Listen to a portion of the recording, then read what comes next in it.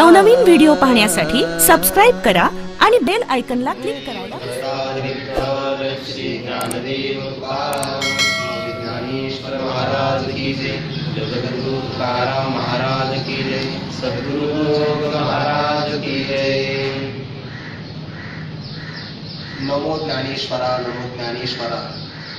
निवृत्ती उदारा सोपान देवा, मुक्ताबाई नमो त्रिभुवन पावनी, आद्यत्रय जननी देवांची जयांची केली स्मरण, होय सकळ विद्यांचे अधिकरण, तेचे वंदू श्री चरण श्री गुरूंचे, ते नमस्कारोने आता सा न कामयमाना निरोध रूपत्वा।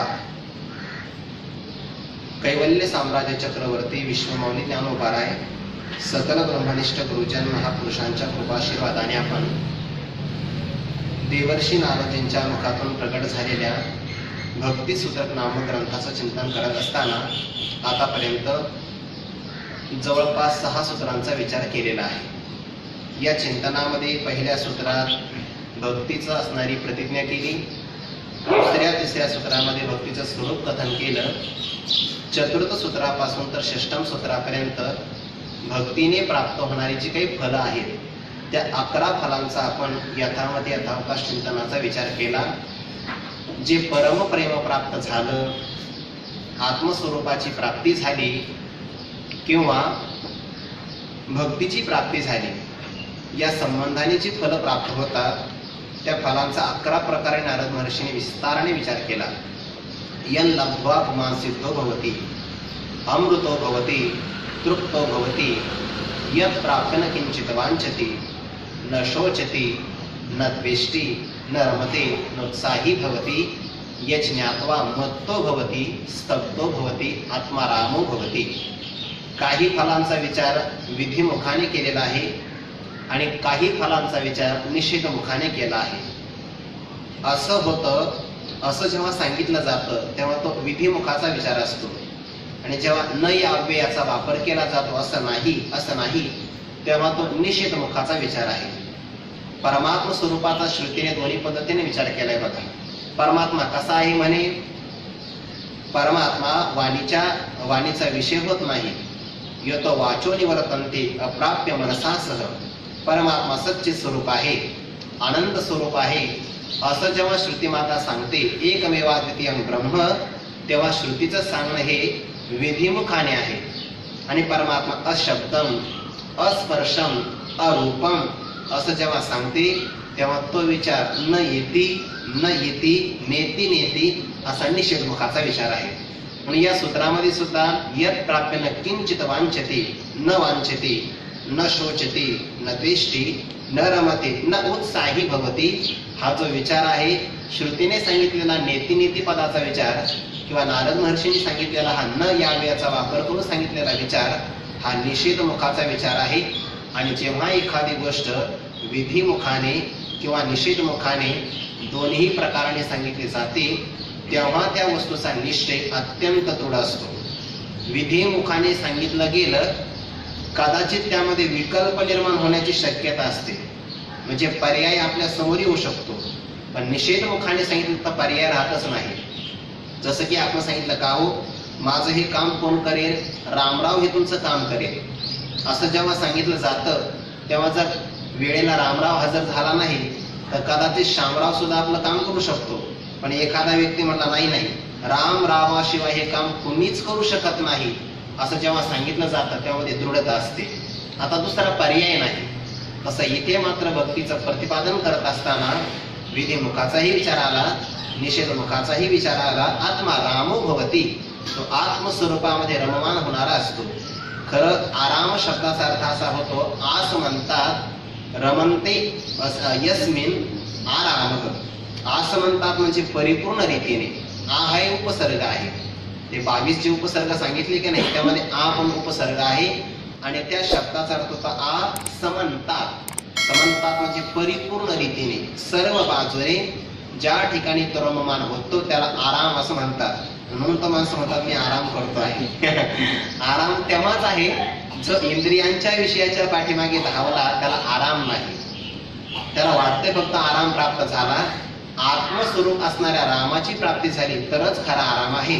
तैसा हृदयामध्ये मी राम असा सर्व सुखाचा आराम की भ्रांतासी काम विषयावरी. आणि ज्याला आत्मस्वरूपाच्या ठिकाणी आराम म्हणजे आनंद प्राप्त झाला असा जो महात्मा असतो तो आत्माराम आहे. ज्ञानोबरांनी ज्ञानेश्वरीमध्ये सुद्धा या महात्म्याचं वर्णन केलं आहे बघा. तो काम सर्वथा जाई पुढे जयाचे आत्मसंतोषी मन आहे. आत्मन्येवात्मना तुष्ट स्थितप्रज्ञस्तदोच्यते. तेव्हा त्याला स्थितप्रज्ञ असं म्हटलं जातं. ज्याचं अंतकरण आत्मस्वरूपाच्या ठिकाणीच रममाण झालेलं आहे असा महात्मा आत्माराम असतो. आणि या आत्माराम पुरुषाला आता काही करण्याचं कारण नाही, प्रयोजनच नाही कोणतं. यस्त्वात्मरतिरेवस्त्या आत्मतृप्तश्च मानवः आत्मन्येव च संतुष्टस्तश्च कार्यं न विद्यते. म्हणून सहज सांडवला कर्मसंगा. काय ज्ञानोबराचा शब्द आहे बघा. जे तो आत्मबोधे तो शला तरी कृतकार्य देख झाला. आणि म्हणून सहज सांडवला कर्मसंगा. कर्माची जी आसक्ती आहे त्यातून तो सहजगत्या सांडवला बाजूला झाला. कर्मत्यागाचे दोन प्रकार. एक आग्रहपूर्वक कर्माचा त्याग करणं आणि कर्माचा सहजगत्या त्याग होणं. सहज झालं पाहिजे. कोणतीही गोष्ट आग्रहपूर्वक सुरुवातीला करावी लागते. कोणताही त्याग मात्र सहज जर होत असेल तर त्या त्यागाला महत्व आहे. याकरिता आणखीन एक उदाहरण दिलं. जर एखाद्या केळीच्या झाडाला, तसं तर केळीच्या झाडाला आयुष्यामध्ये एकदाच फळ येतं, एका झाडाला एकदाच फळ. मग ते झाड तुटलं की नवीन त्यातून अंकुर निर्माण होऊ शकतो, त्यालाही नंतर दुसरा गड येईल. पण एकदाच गड येतो आयुष्यामध्ये, परत नाही. ते ब्रह्मज्ञान जेव्हा होतं ना त्याकरता या केळीच्या झाडाचं उदाहरण दिलं आहे. जसं केळीच्या झाडाला फक्त एकदाच कळी येते तसं मनुष्याला ब्रह्मज्ञान एकदाच होतं. आणि एकदा त्याचा असा अहम ब्रह्मास्मी निश्चय झाला बस त्याचं अज्ञान नष्ट होतं, अज्ञान कार्याचा बाध होतो. मग त्याला परत भ्रम होऊ शकेल बरं का, नाही असं नाही, पण ज्ञान मात्र एकदाच होतं. जसं की उदाहरण दिलं जातं की त्या याच्यामध्ये एखादा मनुष्य प्रवास करू लागला आणि प्रवास करत असताना स्पष्ट उजेडही नाही, गडद अंधकारही नाही, त्याला मंद अंधकार असं म्हणतात. रस्त्याच्या कडेला एखादी दोरी पडली आहे आणि चालता चालता त्याचं लक्ष गेलं. आता स्पष्ट प्रकाश असता तर दोरी रूपाने कळाली असते, गडद अंधकार असता तर दोरीवर पाय घेऊन पुढे गेला असता. पण तेवढा अंधकारही नाही, ज्ञान होण्यापुरता स्पष्ट प्रकाशही नाही, पण काहीतरी आहे असं सामान्य ज्ञान झालं. विशेष रूपाने मात्र दोरीचं अज्ञानच आहे. म्हणजे ते सामान्य ज्ञान आहे आणि विशेष रूपाने अज्ञान आहे, तेव्हा भ्रम निर्माण होत असतो. आणि मग दोरी लांबट आहे तर त्या दोरीवर त्याला सर्पाचा भ्रम झाला. आता एखादा महापुरुष प्रकाश घेऊन आला आणि त्याला दोरीचं दोरी रूपाने ज्ञान करून दिलं. आता भ्रम गेला की नाही? भ्रम गेला. दुसऱ्या दिवशी जेव्हा तो प्रवास करेल तेव्हा त्याला जर अशी परिस्थिती आली तर भ्रम होणार नाही का? होईल. पण काल मात्र सर्पाला भ्रम पाहिल्यानंतर, भ्रमातला सर्प पाहिल्यानंतर जे गुडघे फुटले होते, हृदयाची धडधड वाढली होती, अंगात घाम आला होता, नाक फुटलं होतं, तसं मात्र आता होणार नाही. तसं एकदा ब्रह्मज्ञान झालं तर अज्ञान नष्टच होतं, अज्ञान कार्याचा बाध होतो. परत जगत सत्य तो वाटणार नाही का? वाटेल, पण त्याचा मोह होणार नाही, त्याची भीती वाटणार नाही. आणि मग एकदाच ब्रह्मज्ञान होतं हे सांगण्याकरता ते केळीचं उदाहरण दिलंय. मला सांगायचं कर्म कसं टाकलं जातं याकरता. फळली केळी उन्मळे तैसी आत्मलाभे प्रबळे जयाची क्रिया ढाळे ढाळे गळती आहे. एकदा केळीला जर फळ आलं, येवोनी फळाचा घड पारुशवी केळीची वाढ, ज्ञानोबरांच्या ओव्या आहे बघा. एकदा जर तो घड आला तर त्या केळीची वाढ आपोआप खुंटते, किंवा घड आला की ती केळी उन्मुळे ते मुळापासून उपटली जाते, अर्थात नष्ट होते. हे केळीच्या बाबतीतलं उदाहरण आहे. आणि तसं आत्मलाभ जर प्राप्त झाला तर जयाची क्रिया ढाळे ढाळे गळती आहे. हे आत्मज्ञान प्राप्त झालेल्या महात्म्याचं असणारे कर्म आपोआप बंद होता, हा आत्माराम आहे. आणि बाकीचा मात्र इंद्रियामध्ये रममान होणारा तो इंद्रियाराम आहे. तो अघायुर इंद्रियाराम मोघम पार्थ सजीवती, तो मात्र व्यर्थ जगतो. जय अनुष्ठान सुधर्माचे घडेचे ना असा तो आहे. इंद्रियांच्या पाठीमागे रममान होणारा व्यक्ती व्यर्थ आयुष्याचा नाश करतो. आणि या शरीराचं भरण पोषण करण्याचा कितीही प्रयत्न केला तर केवळ देहभरण नाही, म्हणून केवळ देहभरण जाणे उघडी नागवण, ते स्पष्ट स्वतःला फसवणंच आहे. कारण शरीराचं कितीही अंजन भंजन करा याच्यावर प्रेमच करू नका असं म्हणत नाही बरं का, करावं पण सामान्य. का? जोपर्यंत साध्य प्राप्त होत नाही तोपर्यंत साधनावर प्रेम करावं लागतं, पण साधनच साध्य वाटलं नाही पाहिजे, हे महत्वाचं आहे. शरीर आपलं साधन आहे, साध्य नाही.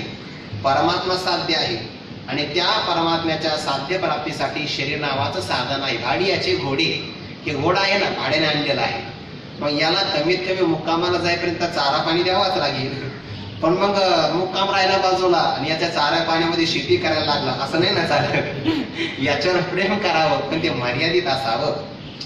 शरीराचं अंजन भंजनही करावं, पण कुठपर्यंत? साधना करत असताना आळस येणार नाही एवढाच याला आहार द्यावा.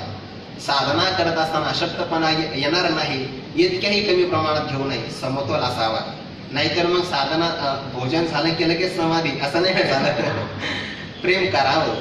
जो इंद्रियाराम आहे तो व्यर्थ जगतो आणि आत्मस्वरूपामध्ये रममान होणारा महात्माच वस्तू आत्मा रामो भवती. त्याच्या जीवनातल्या सगळ्या कार्याचं प्रयोजन संपत. आत्मतुष्टी तैसे कर्मे नाही, आता त्याला कर्म करण्याचं प्रयोजन नाही. आत्मसंतोषी होणार आहे. काल एक वाक्य आपण बोलून गेलो होतो, जोपर्यंत मनुष्याला स्वतःच्या ठिकाणी परिपूर्ण समाधान मिळत नाही, स्वतःच्या ठिकाणी आनंद मिळत नाही, आपण तृप्त होत नाही, तोपर्यंत केलेला परमार्थ सुद्धा व्यर्थ आहे. केलेला परमार्थ, व्यवहार तर व्यर्थ, या बाबतीत वादच नाही.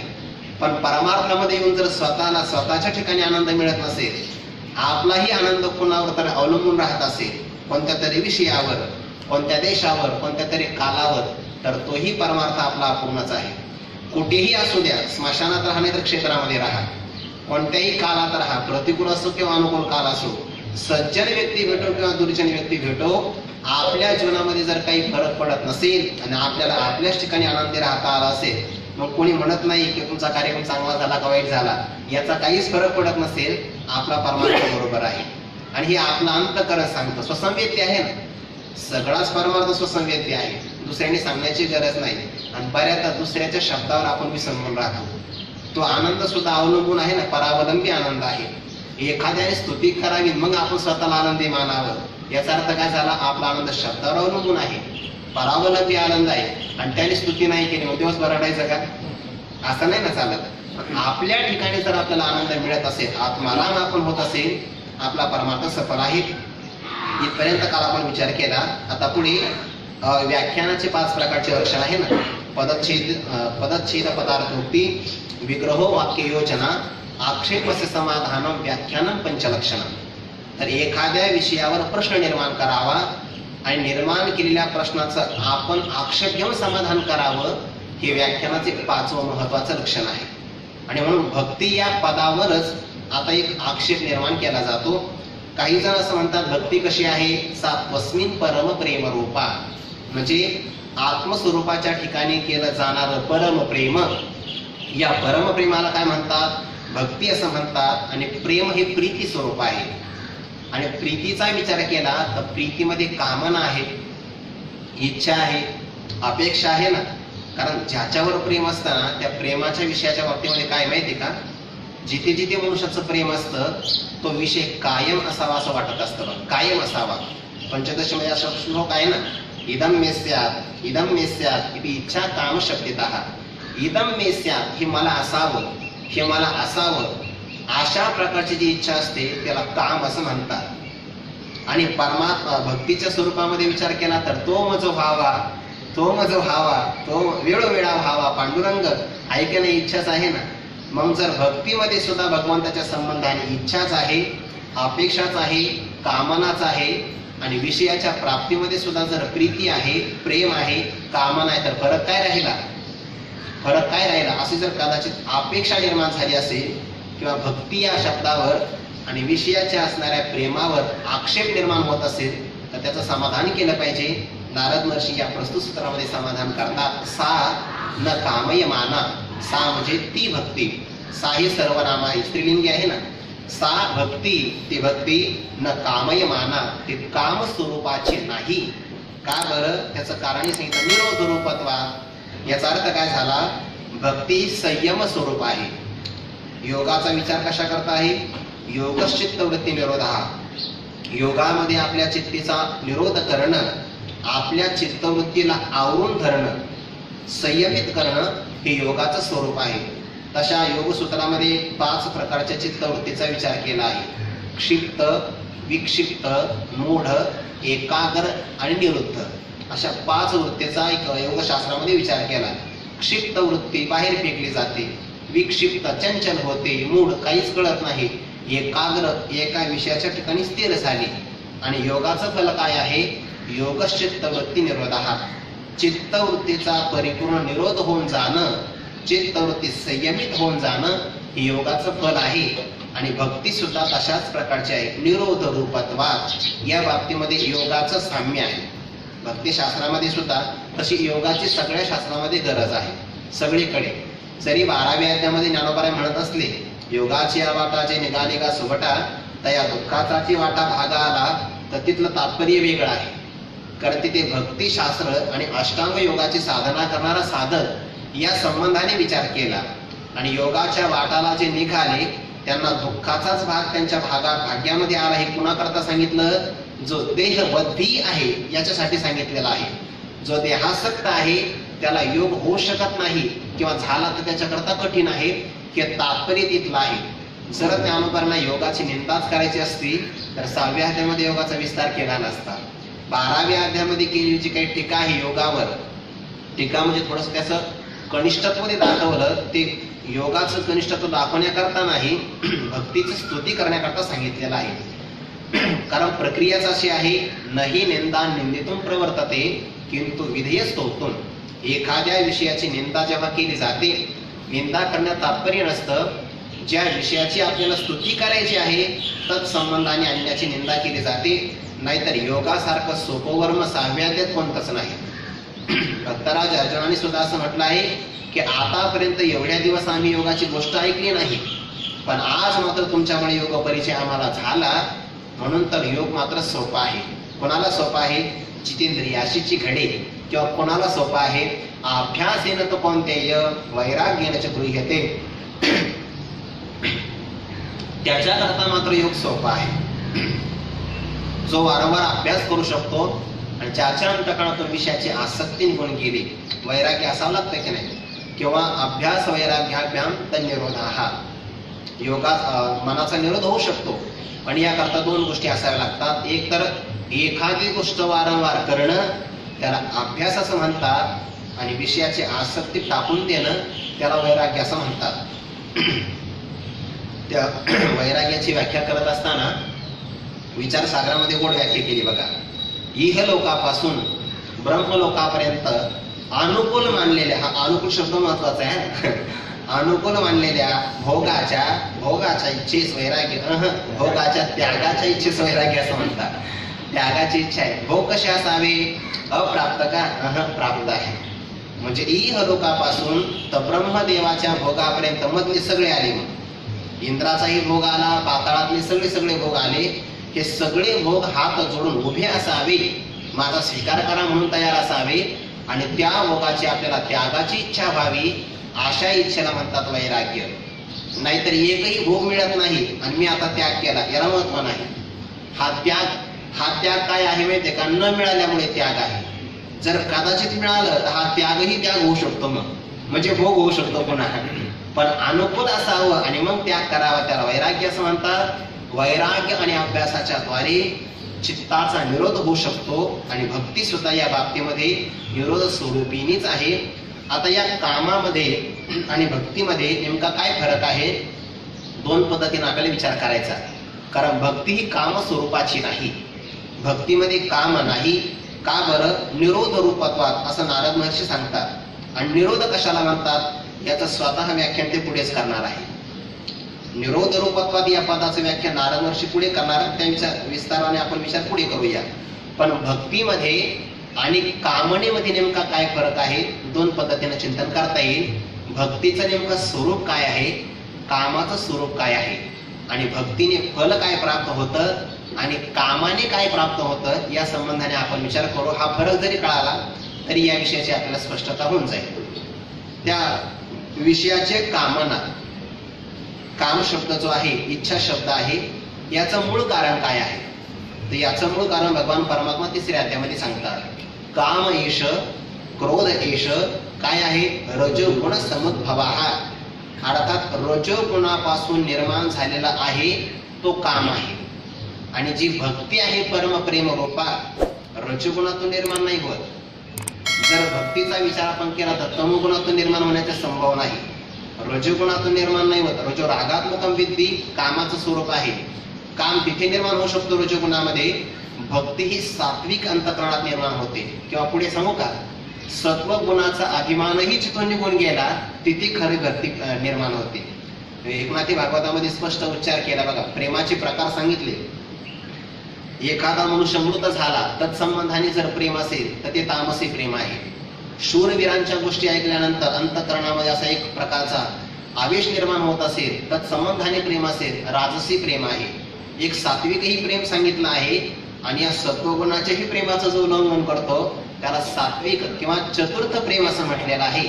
आणि ते परमप्रेम गुणातीत स्वरूपाचं आहे. म्हणजे विषयाचा असणारा काम याचं कारण कोण आहे? रजोगुण समुद्भव. आणि परमप्रेम रूप असणारी भक्ती ही सत्वगुणाच्याही अतीत शुद्ध सत्वगुणामध्ये निर्माण होते. मग ज्या ठिकाणचं कारणच वेगळं आहे तर भक्तीला कामना असं म्हणता येईल का? म्हणता येणार नाही, कारण त्या कामाचं कारण वेगळं आहे आणि भक्तीचं असणारं परमप्रेम याचंही कारण वेगळं आहे. आता या कामाच्या माध्यमातून मिळणारं जे फल आहे या फलाचा आपण थोडासा विचार करू. खरं तर कामाच्या माध्यमातून फळ मिळत नाही, मानलं तर दुष्ट फळ मिळतं, निष्फलता आहे. भगवंताने हा विचार कारणमाला नावाचा एक अलंकार वापरून, कारणमाला, माला म्हणजे काय? हार. जसे एखाद्या तोऱ्यामध्ये अनेक प्रकारची फुलं असावी, मागच्या फुलापासून पुढचं फुल ओवलं जातं, तसं काम नावाचा विकार अंतःकरणात निर्माण झाला तर बुद्धी नाशात प्रणश्यती असे पुढचे सगळे असणारे बंधन निर्माण होतात. आणि मग ध्यायतो विषयान पुंस संगस्तेषुपजायते, संगात संजायते काम, कामात क्रोधोभिजायते, क्रोधात भवति सम्मोह, सम्मोहात स्मृती विभ्रमः, स्मृती भ्रंशात बुद्ध्यनाशो, बुद्ध्यनाशात प्रणश्यती. जे तर काम उपजला ते तर क्रोध आधीची असे आला, क्रोधी असे ठेवेला सम्मोह जाणे. विषयाचं चिंतन केलं तर मनुष्याला संग, संग म्हणजे काय? आवड, प्रेम, आसक्ती निर्माण होते. आणि एकदा आसक्ती निर्माण झाली की त्याविषयी गोडी वाटू लागते. ज्याविषयी गोडी वाटली की तो विषय मला प्राप्त व्हावा अशी इच्छा होती, त्याला काम असं म्हणतात. म्हणून ध्यायतो विषयान पुंसस संगस्तेषुपजायते, तत्संबंधाने संग निर्माण होतो. आणि मग संगा संजायते कामः, जर काम पूर्ण झाला तर लोभ वाढतो. कामात कोणी प्रतिबंध निर्माण केला तर कामात क्रोधोभिजायते, क्रोध निर्माण होतो. ज्या व्यक्तीला क्रोध निर्माण झाला, क्रोधात भवति सम्मोह, त्याच्या मनातलं असणारं चांचल्य निघून जातं क्रोधामुळे, कारण चित्तामध्ये ज्वाळा निर्माण होते. आणि समोह निर्माण झाला, अविचार निर्माण झाला की स्मृती विभ्रमः, आपल्याला शास्त्रापासून काय ज्ञान झालं, आचार्यांनी आपल्याला काय उपदेश केला, असं जे ज्ञान आपल्या स्मृतीमध्ये आहे ते निघूनच जातं. समूह निर्माण झाला. आणि मग शास्त्रज्ञान ज्या ठिकाणी नाही म्हणजे बुद्धी नाशात प्रणश्यती, आणि ज्याच्या बुद्धीचा नाश झाला तो संपूर्णतया नष्ट होतो. हे कशाचं फल आहे? विषयासक्ती किंवा कामनेचं. आणि भक्तीचा विचार केला तर तो बुद्धी नाशात प्रणश्यती असं होत नाही, अमृत स्वरूपाच हा नष्ट होतोय म्हणजे मृत होतोय, बुद्धी नाशात प्रणश्यती. आणि भक्ती ज्याला प्राप्त झाली तो अमृत स्वरूपाची अशी भक्ती असल्यामुळे अमृतो भवती. ऐके नाही, फरकच आहे. म्हणून ती भक्ती कामयमाना नाही, एकतर कारणही वेगळं आहे. फलाचा विचार आपण एका अंगाने केला, आणखी दुसऱ्या अंगाने विचार सांगता येईल. उद्धार या माया नदीतून तरुण जाण्यासाठी बऱ्याच जणांनी बरीच साधनं स्वीकारली. 7व्या अध्यायामध्ये आपण विस्ताराने चिंतन पाहू शकता की ते विस्तार मला आता नाही करायचा, मला फक्त एकाच पदाचा विस्तार करायचा आहे. कामयमाना या पदाकरता मी थोडा विस्तार करतो आहे. भगवंताने सांगितलं, अर्जुना दैवी हिर्षा गुणमयी मम माया दुरत्यया मामेव प्रपद्यन्ते माया वेतांतरन्ति ते. आणि मग या माया नदीतून तरुण जाण्याकरता कोणी कोणी काय काय प्रयत्न केला. एक नवलावो जो जो की जे तरुण पावो तो तो अपावो हो येते ऐक. मग एकी जाणीवेच्या डोळी दरवीची गिळीले वेदत्रयाच्या सांगडी घेतले अहम भावाच्या धोंडी. असे जे अनेक प्रकारचे उपाय सांगितले त्या उपायामध्ये काही जणांनी या काम नावाच्या विकाराचा आश्रय केला आहे, कामाचा आश्रय केला. आणि मग ज्यांनी कामाचा आश्रय केला त्यांची काय अधोगती झाली ज्ञानोबाला त्याचा विचार 4 ओव्यात करतात. एकी वयसेची चाड बांधिले, मग मनमथाची कासे लागले, ते विषय मगरी सांडिले चघळून या. आता वार्धक्याचा तरंगा, माझी मतिभ्रंशाचा जरंगा, तेने कवळीत ताती पैकाच होकडे. शोकाचा कडाव पडत, क्रोधाच्या आवर्ती दाटत, आपादागिरी चुंबिचुत बुधवला ठाई, पाठी मरणाचे रेवे रोवले. दुःखाचे निबरबटे बोंबले, पाठी मरणाचे रेवे रोवले, ऐसे कामाचे कासे लागले ते गेले वाया. 4 वयामध्ये विस्तार आला आहे. ज्यांनी आपल्या शरीर सौंदर्याचा किंवा वयाचा अभिमान धारण करून या कामाचा आश्रय केला, त्यांना पहिल्यांदा विषय नावाच्या मगरीनं त्यांच्या अंगातलं सगळं तेज काढून घेतलं.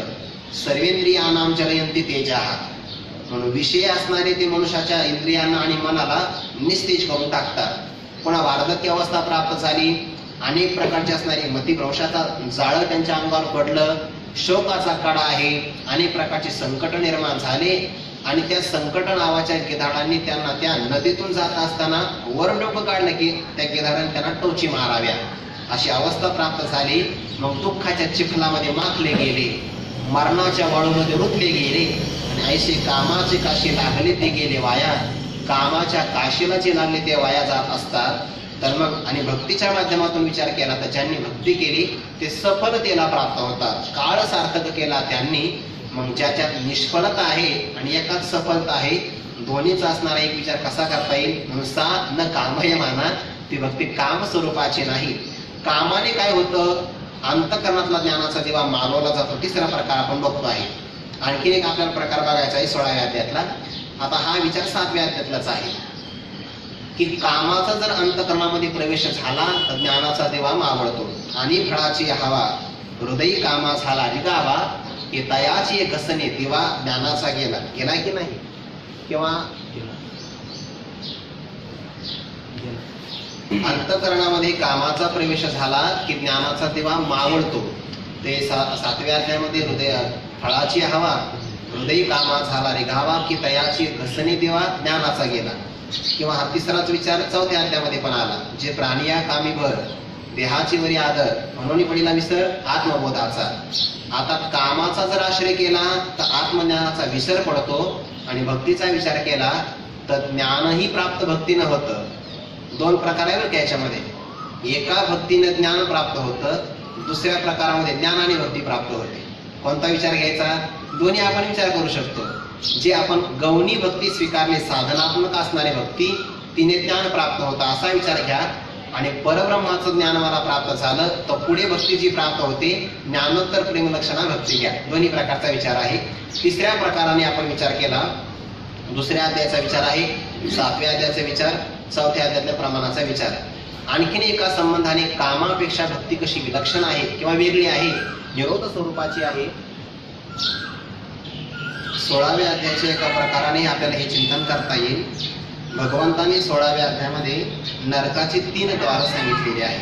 त्रिविधं नरकस्येदं द्वारं नाशनमात्मनः काम क्रोध तथा लोभ तस्मात् एतत्त्रयं त्यजेत. किंवा या काम क्रोध लोभा माझी जीवे जर हो उभा तो निरयपुरीची सभा सन्मान पावे. हे काम क्रोध आणि लोभ 3 प्रकारचे विकार आहे आणि या विकारांचा अंगीकार जो करतो त्याला एक सन्मान प्राप्त होतो. म्हणे कुठला, निरयपुरीची सभा सन्मान पावे. नरकातली असणारी सभा त्या ठिकाणी याला उच्च पदस्थ स्थान मिळतं. काय अधिकार आहे, याचा अर्थ काय झाला आहे, ज्ञानोबाईची हातवटी आहे बरं काही, याला व्याजस्तुती अलंकार असं म्हणतात. दिसायला स्तुती दिसते पण त्याच्यामध्ये एक टोमणा मारलेला आहे. निरयपुरीची सभा सन्मान पावे. नरकातली जी असणारी सभा तिथे सन्मान मिळतो. कशाने, काम क्रोधाधिक असणाऱ्या या विकारांचा स्वीकार केला तर. मनुष्याने काय करावं, येतरी विमुक्त कोणतेय तमोद्वारस्थिभिर नरः आचरत्यात्मन श्रेयस्ततो याती पराम गती. पुढे तरी एवढं स्पष्ट ज्ञानोबा बोलतात, ज्या पुरुषाला धर्माधिकाचोही आत पुरुषार्थाची तैची मात करावी जे संघात सांडील हा, हे जीवी जव जागते तव ऋणिकयाची प्राप्ती माझे कान नाही कधी देवही म्हणे. धर्म अर्थ काम आणि मोक्ष या 4 पुरुषार्थाची गोष्ट तेव्हाच करावी, केव्हा करावी, जेव्हा काम क्रोध आणि लोभ या 3 विकारांचा संघात आपल्याकडून त्यागला जाईल. भगवंत असं म्हणतात की जर अंतकरणात निर्माण झाले, निकयाची प्राप्ती नव्हे, माझे सुद्धा ऐकत नाही, इतकं यांचं प्रबळ सामर्थ्य आहे. आणि मग ज्याला असं वाटतं आपला उद्धार व्हावा, त्यांनी यांचा त्याग करावा. म्हणजे एखादा व्यक्ती त्याग नाही करत आणि यांचा आश्रय घेऊन साधना करत असेल तर त्याचं करणं कसं आहे, आपल्या पोटाला पाषाण बांधून समुद्रामध्ये पोहण्यासारखं आहे. जगण्याकरता विष, काळकुट नावाचं विष काढून भोजन करणं असं करण्यासारखं आहे. पोटी बांधोनी पाषाण, समुद्री बाही उल्लंघन करून जाणं हे जसं कठीण आहे, तसं काम क्रोध लोभांच्या सोबत परमार्थ करणं कठीण आहे. आणि जेव्हा यांचा अंतकरणातून भाव नाहीसा होतो, तेव्हा मनुष्याचं अंतकरण शुद्ध होतं. याकरिता पण उदाहरण दिलं आहे. त्रिदोषी सांडिले शरीर, त्रिकुटी पिटलिया नगर, त्रिदाह निमाली अंतर जैसे होय. आणि मग काम क्रोध निघून गेले की तशी अवस्था प्राप्त होते. शरीरातले 3 दोष नाहीसे व्हावे, गावातले चोरी चहाडी आणि शिंदळकी या नाहीसे व्हाव्यात, आणि आध्यात्मिक आदी भौतिक आदी दैविक हे 3 प्रकारचे दाह नष्ट झाले की जसं मनुष्याचं अंतकरण होतं, जसं शरीर होतं, जसं एखादं नगर होतं, तसं काम क्रोध आणि लोभ हे 3 विकार निघून गेले, तरच असणारा तो व्यक्ती संगलाही मोक्ष मार्गी सज्जनांच्या, त्याला संतांची संगती प्राप्त होते. ते लोक असं म्हणतात की नाही संत दुर्मिळ आहे, संत आम्हाला भेटतच नाही, तर ज्ञानोबा म्हणतात पहिल्यांदा तयारी करा. संतांच्या संगतीची जर आवश्यकता वाटत असेल तर पहिल्यांदा आपली तयारी कोणती करा, काम क्रोध आणि लोभ हे 3 विकार नाहीसे करा, बरोबर संत आपल्याला भेटतात. कारण ती आपली योग्यता आहे. ऐसी कर्मे साम्य दशा होय जेत विरेशा, मग श्री गुरु पैसा भेटेची का. ज्ञानोबा एकच उभी सांगतात, म्हणून कामाचे निफळे जो विषय सेवू आहे सळे, तया विषयना स्वर्ग मिळे ना उद्धर येतो. त्याला विषयही मिळत नाही, स्वर्गही मिळत नाही, उद्धारही त्याचा होत नाही. म्हणजे कामस्वरूप असणाऱ्या जर विषयाची आसक्ती असेल, प्रेम असेल, तर इतकी हानी होते. आणि प्रेमरूप असणारी वृत्ती जर अंतकरणात प्रतिष्ठित झाली तर त्याचा नाही, त्याच्या सगळ्या कुळाचा उद्धार होतो, सगळ्या कुळाचा. हरिपाठामध्ये ज्ञानोबाचं प्रमाण आहे बघा, हरिपाठ कीर्ती मुखे जरी गाय, पवित्रची होय देह त्याचा, आणि दोन्ही कुळे पायी उद्धरती, दोन्ही पक्ष पायी उद्धरती. त्याचा उद्धार हरियात्नवल काय आहे, त्याच्या दोन्ही पण असणाऱ्या पक्षांचा, म्हणजे 2 कुळाचा, आई आणि वडील यांचाही उद्धार होतो. म्हणून भक्ती अशा प्रकारची काम स्वरूपाची नाही. मग कशी आहे भक्ती, निरोध रूपत्वात. भक्तीमध्ये निरोध आहे, निरोध आहे म्हणजे संयम आहे. कशावर संयम आहे, इंद्रियावर संयम. त्यानंतर इंद्रियावर संयम आला की वाणीवर संयम येणारच, शरीरावर संयम आणि मनावर संयम. आपलं शरीर, आपले असणारी इंद्रिय आणि आपलं मन यावर संयम असेल तरच भक्ती घडू शकते.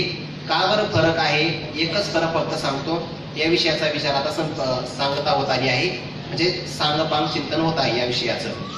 तर फरक कसा आहे, जेव्हा आपल्याला लौकिक कामना निर्माण होते, विषयाच्या विषयी कामना निर्माण होते, तेव्हा काय होतं, मनुष्याचं अंतकरण बहिर्मुख होतं. बहिर्मुख झालं ते अंतकरण तर त्याचा देह, त्याचे इंद्रिय आणि मन हे बाहेर जातात. आणि जात असताना नुसतं मोकळे जात नाही, यथेच्छ जातात, म्हणजे स्वैराचारात प्रवृत्त होतात. अर्थात बाहेर विषयाची कामना निर्माण झाली, कामना अंतकरणात निर्माण झाली की ती मनुष्याला प्रेरित करतेच. आणि मग त्याचं इंद्रिय, त्याचं अंतकरण, अंतकरण कसं बाहेर जातं, इंद्रियांच्या द्वारे. एकटं तर अंतकरण जाऊ शकत नाही ना, ते नेत्रेंद्रियाच्या द्वारे बाहेर जाईल. कोणत्या का होईना इंद्रियांच्या बाहेर अंतकरण जातं, आणि देह तर लगेच विषयाकडे जात असतो. म्हणजे इंद्रिय, देह आणि मन विषयाच्या प्राप्ती करता बहिर्मुख होतात, त्यांचं गमन घडतं आणि मग ते विषय संपादन करतात. त्याला कामविकार असं म्हणतात. पण भक्तीच्या बाबतीमध्ये अंतकरण बहिर्मुख होत नाही, भक्तीच्यासाठी अंतकरण अंतर्मुखच असावं लागतं. कारण भक्ती ही अंतकरण, अंतरंग असणारं जे अंतकरण आहे त्यालाच प्राप्ती होऊ शकते. कारण विषयापासून मनाला आवरावं लागतं, इंद्रियांना आवरावं लागतं, शरीराला सुद्धा आवरावं लागतं. आणि त्यांचा जर निरोध केला नाही तर ही परमप्रेम असणारी भक्ती प्राप्त होत नाही. ज्ञानोबाचा एक शब्द आपल्या समोर ठेवतो. ज्ञानोबा म्हणतात की कुणाला प्राप्त होईल, तैसे अध्यात्मशास्त्र ये अंतरंगची अधिकारी ये, अंतरंगच या शास्त्राचा अधिकारी आहे, किंवा जयाच्या ठाई बाण नाही, आत्मसुखाची या गोडिया विटे जो का सकळ विषया, जयाच्या ठाई इंद्रिया मान नाही, जो मनाशी चाड न सांगे, श्रद्धेचे जो प्रकृतीचे केले नेघे, श्रद्धेचे संभोगे सुखिया झाला. इंद्रियांना मान नाही म्हणजे इंद्रियांचा काय केला, विरोध केला आहे. मनाशी चाड न सांगे, मनावर सुद्धा त्याचा काय आहे, संयमन आहे. आणि शरीर तर चितात्मा आहे तो. असक्त बुद्धी सर्वत्र जितात्मा विगत असतो. तिथं आत्मशब्द शरीर अर्थानेच आलेला आहे. शरीरावर सुद्धा त्याने विधी संपादन केलं आहे. जो शरीरी उदास आहे याचा अर्थ ही विरोध स्वरूपाची भक्ती आहे. इंद्रिय मन आणि देह यांचा निरोध केल्याशिवाय, आणि तोही फलात करावा लागतो म्हणजे आग्रहपूर्वक करावा लागतो, त्याशिवाय मात्र आपली भक्ती होऊ शकत नाही. लौकिक विजयावर संपादन केली तर भक्ती प्राप्त होते. भगवान नरसिंहाचा अवतार झाला आणि ते अवतार झाल्यानंतर भगवंताला अत्यंत आवेश होता, फारच क्रोध आला होता. कारण जवळपास 11 प्रकाराने भक्त प्रल्हादांचा विनाश करण्याचा प्रयत्न त्यांच्या बापाने केला, हिरण्यकश्यपूने. आणि मग ते देवाला त्रास झाला किंवा क्रोधही आला. आता याचा आपल्याला घात करायचा आहे. ते स्तंभातून प्रगट झाले आणि मग सगळे नियम पाळले. अगदी ब्रह्मदेवाने जे वरदान दिलं होतं की नाही, मनुष्याकडून नाही, पशुकडून नाही, मनुष्य नाही, पशु नाही, असा मधलाच अवतार धारण केला. बरं, सकाळी नाही किंवा दिवसा नाही, रात्री मरण नाही, दिवस आणि रात्रीचा जो मध्य भाग संध्याकाळ, त्या काळामध्ये मृत्यू केला. अस्त्र नाही, शस्त्र नाही, नख कशातच मोडत नाही. अस्त्रही म्हणता येत नाही, शस्त्रही म्हणता येत नाही. त्याने ते विदारण केलं. बरं, आकाशात नाही, पृथ्वीवर नाही, मांडीवर वध केला. म्हणजे ब्रह्मदेवाच्या सगळ्या वरदानाचं पालन करून हिरण्यकश्यपूचा वध केला. ते आतड्यांची माळाही गळ्यामध्ये परिधान केली. भगवंताचा मात्र पुढं काही शांतच होईना, इतका आवेश भयंकर होता. आणि मग ब्रह्मदेवापासून सगळ्या देवांना चिंता निर्माण झाली की न जाणू आता कदाचित हा जर आवेश असाच राहिला तर या आवेशाच्या समोर भगवान शंकराचा सुद्धा आवेश काहीच नाही. त्यांचा तिसरा डोळा उघडला, सगळ्या त्रैलोक्याचा घात होतो. आणि यांचा जर आवेश थांबला नाही तर आता हे सगळ्यांना नष्ट करतील. काय करावं, त्यांची समजूत घालण्याकरता मग सगळ्यांनी प्रयत्न केला की तुम्ही पुढे जा, तुम्हाला आमचा पाठिंबा आहे. आता कोण पुढे जाणार आहे? ब्रह्मदेवाने सांगितलं मी नाही जाणार. लक्ष्मी मातेला सांगितलं तुम्ही जा. त्यांनी सांगितलं हे आमचे मिस्टरच नाही, शांताकारम आहे ते, आणि हे तर क्रोधाचा आकार आहे, नाही मी पण जात नाही. आता लक्ष्मी माता समोर जात नाही. मग देवाला भक्ताशिवाय कोण आवडताय जास्त? यो मद भक्त समे प्रिय, हा तुम्हाला प्रिय आहे. आणि प्रिय व्यक्ती जर आला तर मग आवेश शांत होतो. सगळ्यांनी सांगितलं भक्त प्रल्हादांना की तुम्ही समोर जा. आणि मग परमात्माच्या समोर जेव्हा भक्त प्रल्हाद गेले, नाम प्रल्हाद उच्चारी तया सोडवी नरहरी, पुढे उचलून घेतला कडीवरी, भक्त सुखे निवाला. शांत झाला परमात्मा. म्हणजे भक्त त्यालाच म्हणतात जो परमात्म्यालाही शांत करू शकतो. मग जीवाला नाही का शांत करणार? सगळ्यांना शांत करतात ते. परमात्मा शांत झाला. सांगितले भक्त प्रल्हादा मला उशीर झाला यायला, तुझ्या वडिलांनी तुला अनेक प्रकारचे त्रास किंवा कष्ट दिले, वरदान माग म्हणे. सांगितलं नाही ना, मी वरदान मागणार नाही. भागवतामध्ये विचार आला, जर मी भक्ती केल्यानंतर जर तुमच्याकडून काही वरदान मागितलं तर मी भक्त नाही ठरणार, व्यापारी ठरेल. सवय वणिक व्यापारी ठरेल मी. म्हणजे काहीतरी भक्ती करायची, काही मागायचं हा माझा नियम नाही म्हणे. मी भक्ती केली फक्त आपल्या भक्तीसाठीच भक्ती केली, माझ्या मनामध्ये काही कामनाच नाही. भगवंताने सांगितलं नाही, पण मला तुला देण्याची इच्छा आहे, काहीतरी तू माग. खूपच आग्रह झाला तर नाही म्हणता येत नाही ना. जास्त आग्रह झाला तर मग घ्यावं लागतं थोडंफार. इतका आग्रह झाला आणि परमात्म्याला नाराज करायचं नाही. भक्त प्रल्हादांनी सांगितलं देवा, जर तुम्हाला मला वरदान द्यायचंच असेल तर एकच काम करा, यदि राशीश मे कामान वरांस्तम वरदर्शभ कामानां बुद्ध संग्रहम भवतस्तु ऋणेवरम. तुम्हाला जर वरदान द्यायचं असेल ना तर माझ्या मनामध्ये कोणत्याच प्रकारची कामना निर्माण होऊ नये अशी माझी कामना आहे, आणि ते मला वरदान द्या. सान कामय माना निरोध रूपत्वा, कोणतीच कामना निर्माण होऊ नये अशीच माझी कामना आहे, आणि ते मला वरदान द्या. म्हणजे भगवंताचे भक्त काहीच मागत नाही. काही मागणे आम्हा अनुचित, वडिलांची रीत जाणत असो, ही आमच्या भक्तांची परंपरा आहे. म्हणून ते काहीच मागत नाही. आणि काही मागत नाही म्हणूनच परमात्मा त्यांना सर्व काही देण्याकरता तयार होतो. भागवतामध्ये असा विचार आला आहे किंवा ज्ञानेश्वरीमध्ये सुद्धा असा विचार आहे बघा. तेषां सततयुक्तानां भजतां प्रीतिपूर्वकं ददामी बुद्धियोगं तं येन मामुपयांति ते. परमात्मा असं म्हणतात मी त्यांना बुद्धियोग प्रदान करतो. परंतु खरं असे अर्जुना, जे आम्हाला त्यांना द्यायचं आहे ते त्यांनी अगोदरच मिळवलेलं आहे. आता यावरी तुले घडे जे काळाची दृष्टी न पडे आणि ते प्रेम वाढू लागेल एवढंच फक्त आम्हाला करावं लागतं. दुसरं आम्ही काहीच करू शकत नाही. त्यांच्या करता द्यायचं ठरलं तर फक्त आम्ही त्यांना प्रेम प्रदान करतो, नाहीतर ते त्यांनी संपादन केलंच आहे, काहीच मागत नाही. काम नाही, काम नाही. भागवतातला विचार आपल्या समोर ठेवतो आहे. परमात्मा या भक्तासाठी या लागे आपले संसाठी मी प्रेमळ घेऊ उठा उठी न की प्रेमळ घेऊ उठा उठी वरी मोक्ष सुख दे सदेठी न घेते शेवटी सेवक होय. भागवतातली ओवी आहे बरं का. अशीच ओवी ज्ञानेश्वरीमध्ये सुद्धा आहे. आपले आम्ही प्रेमळ घेऊ आपण यासाठी या बोली बोला या गोष्टी तैसी अनवती का अशी ज्ञानेश्वरीमध्ये पण ओवी आहे. आणि भागवतामध्ये ओवी आहे की आमचा असणारा प्रेमळ भक्त या भक्तासाठी आम्ही सगळं काही देतो, मोक्ष सुख सुद्धा प्रदान करतो. जेव्हा हा भक्त मोक्ष सुख घेत नाही तेव्हा आम्ही त्याचा सेवक होतो. किंवा तया माझी असावी ज्याची साड तरी तेची पूर्वी कोड का सेवा म्हणते तरी आड प्रेम सुये ऐसा मनी जो जो धरी ते भावो तो पुढा पुढा लागे तया देवो दिदली याचा निर्वाह होतो हे मीची करी. अर्थात परमात्मा आपल्या भक्ताची कामना पूर्ण करतो, पण भक्ताला विषयाची कामना नसते. आणि म्हणून भक्ती सा न कामयमाना निरोध रूपत्वा देह इंद्रिय आणि मन सर्वावर संयम धारण करणारी भक्ती आहे. आता नारद महर्षीच या निरोधाचं स्वरूप सांगणार आहे. निरोध असतो लोक वेद व्यापार न्यासह. या सूत्राचा विचार आपण उद्या करूया. झालेलं चिंतन विश्वनाथ ज्ञानोपाराय सकल गुरुजनांच्या आपणा सर्वांच्या चरणी समर्पण करून चिंतनाला पूर्णविराम. कुंडली कवरदारी विठ्ठल श्री ज्ञानदेव तुकाराम ज्ञानेश्वर महाराज की जय. जगद्गुरु तुकाराम महाराज की जय.